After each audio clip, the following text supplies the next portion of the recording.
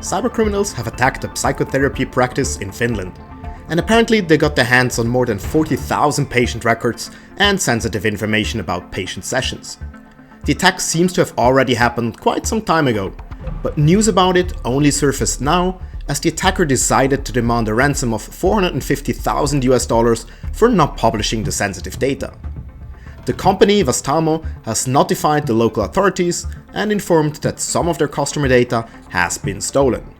But since the company was not willing to pay any ransom, the attackers started to release hundreds of user records on their underground site.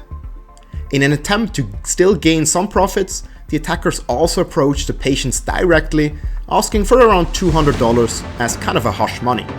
And this is of course very disturbing, as patients of the psychotherapy might easily get traumatized by the thought of their therapy sessions being leaked publicly.